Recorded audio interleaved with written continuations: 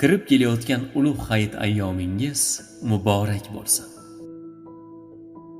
Allohim uyingizga nur, qalbingizga huzur, umringizga vaqt, ishlaringizga omad, qo'llaringizga daromad, yaqinlaringizga quvonch, bir-biringizga ishonch ato etsin.